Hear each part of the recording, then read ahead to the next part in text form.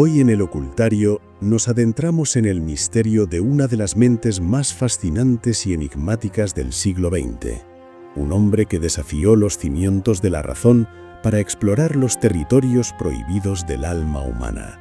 Viajaremos a la tranquila Küsnacht, donde la ciencia de la psiquiatría se fundió con los secretos de la alquimia, el gnosticismo y la magia ritual bajo la mirada penetrante de Carl Gustav Jung. Descubriremos cómo sus visiones en el umbral de la muerte, sus encuentros con entidades de otros planos y su ruptura con el racionalismo de Freud abrieron un portal hacia el inconsciente colectivo que todavía hoy nos guía. Nos sumergiremos en la historia de un psicólogo mago que no solo analizó sueños, sino que conversó con guías espirituales y predijo el inicio de una nueva era espiritual para la humanidad. Exploraremos el libro rojo, los fenómenos poltergeist que presenció y la profunda conexión que estableció entre los astros, los arcanos del tarot y la estructura misma de nuestra propia identidad.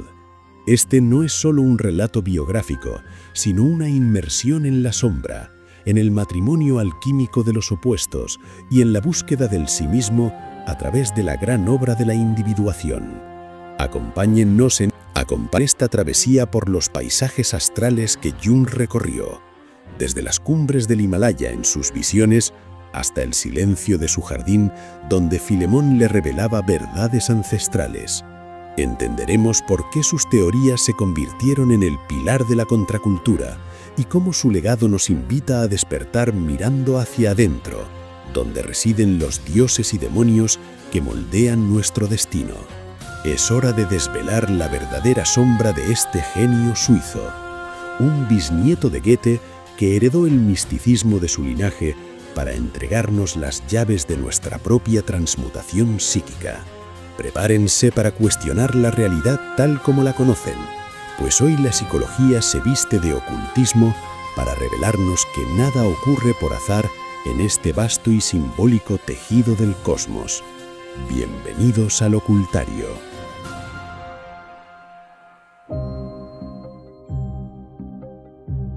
La génesis de Carl Gustav Jung no se encuentra en los fríos pasillos de una clínica psiquiátrica, sino en el misticismo que corría por sus venas como un legado ancestral inevitable, pues su árbol genealógico estaba profundamente enraizado en lo oculto.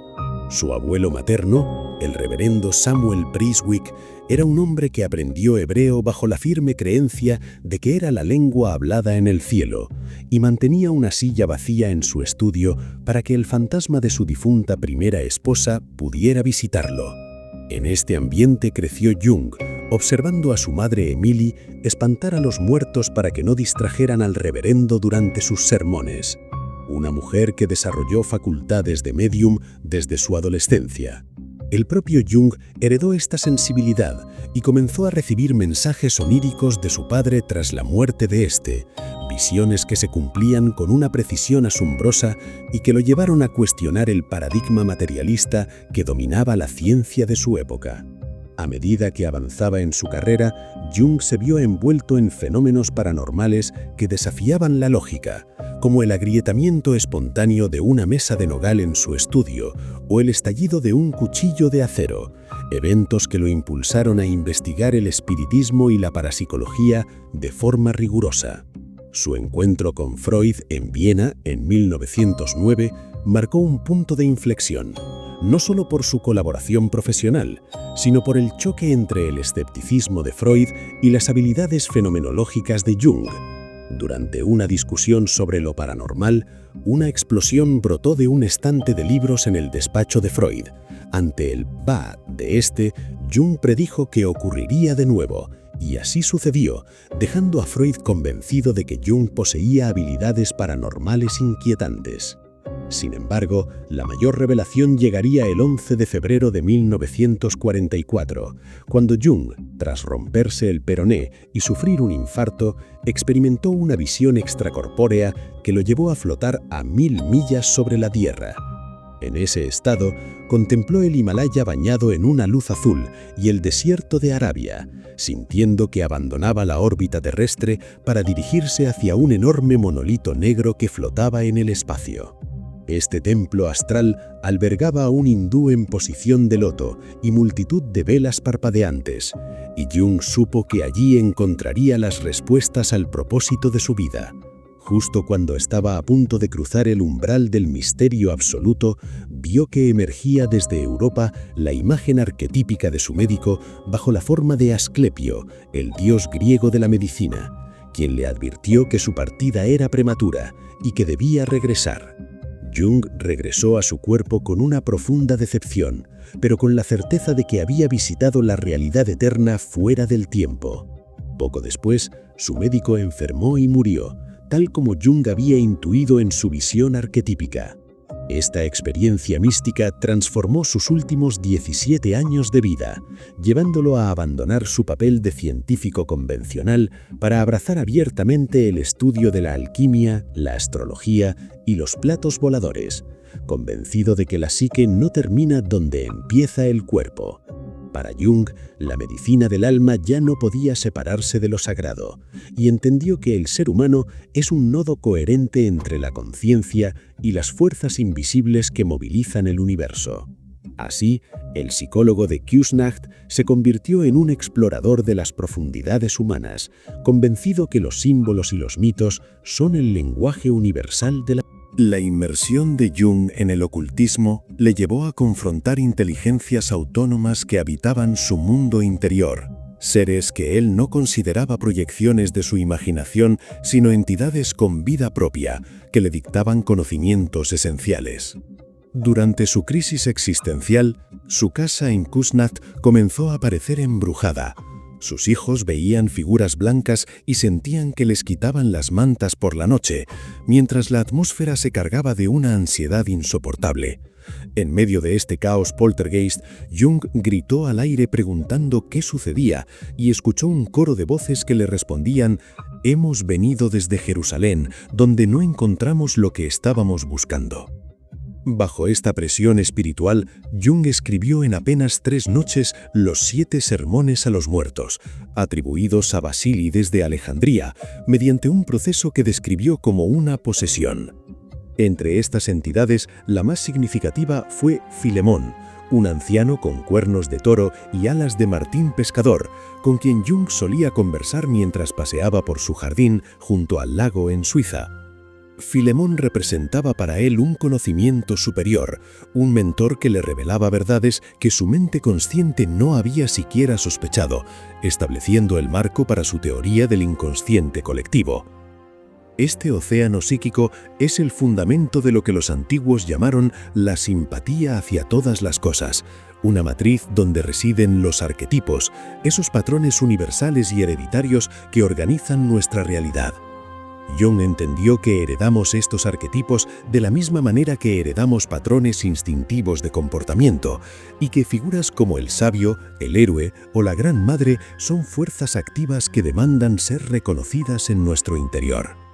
Uno de los conceptos más poderosos que Jung rescató del ocultismo fue la sombra, ese territorio de la psique donde habitan nuestros miedos más profundos y todo aquello que hemos reprimido por considerarlo inaceptable. La sombra no es un enemigo a vencer, sino un reservorio de energía estancada que, una vez integrada, libera un poder transformador extraordinario.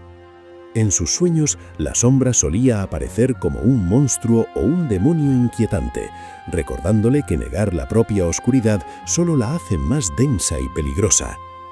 Jung también exploró la dualidad interna a través del ánima y el animus, los principios femenino y masculino que habitan en cada ser humano y cuya unión, o sifigia, representa el matrimonio alquímico y la totalidad del ser.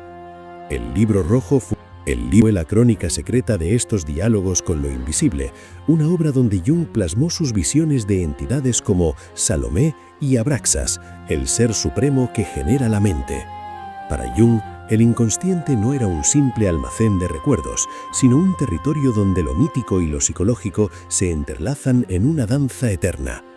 Aprendió que invocar un arquetipo es traerlo a la vida, permitir que su energía transforme nuestra percepción y nuestras decisiones diarias.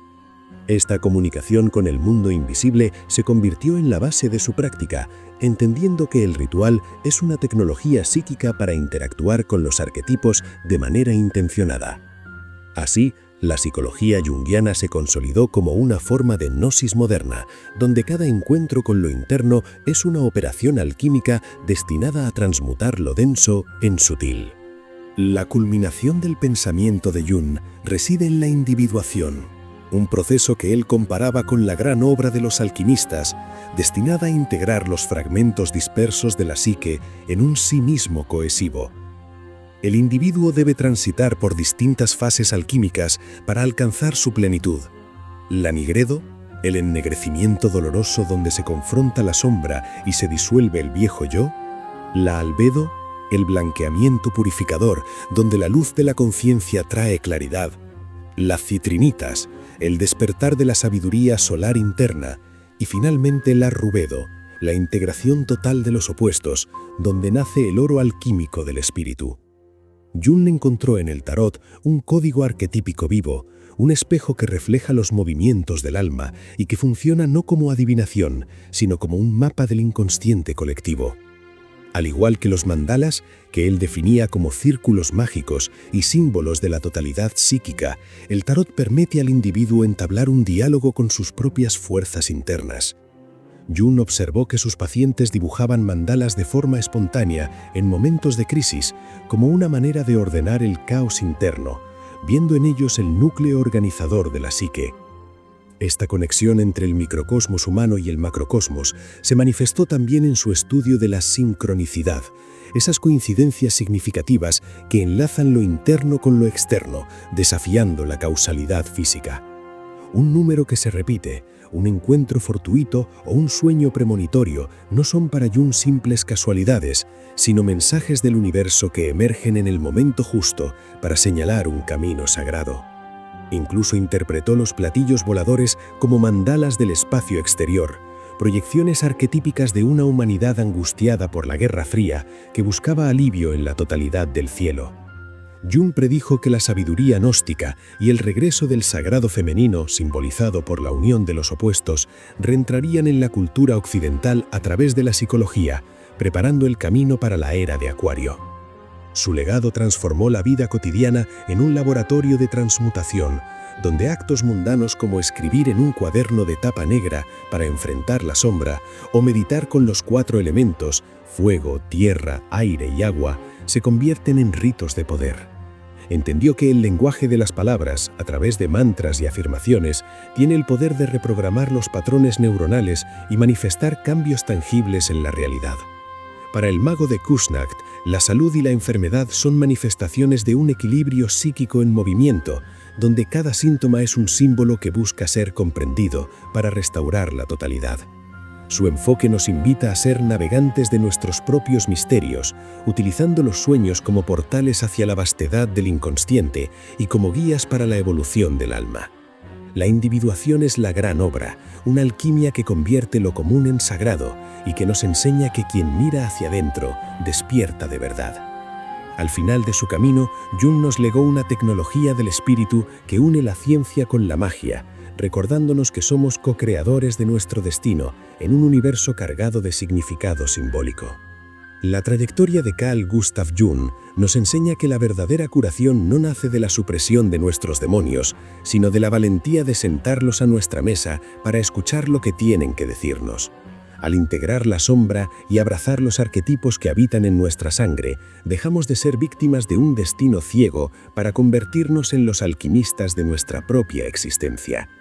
Su vida fue un puente tendido sobre el abismo, recordándonos que cada coincidencia es un susurro del cosmos y que la luz más brillante solo se encuentra después de haber caminado por la noche más oscura del alma. Al final, somos nosotros quienes debemos tejer la armonía entre nuestro consciente y ese océano eterno de sabiduría que es el inconsciente colectivo, encontrando el oro de nuestra esencia en el crisol de la vida diaria. Dicho todo esto, lo dejamos en este punto. No quisiera irme sin antes decirles, como siempre, ámense, quiéranse mucho y ante todo y sobre todo, sean muy felices.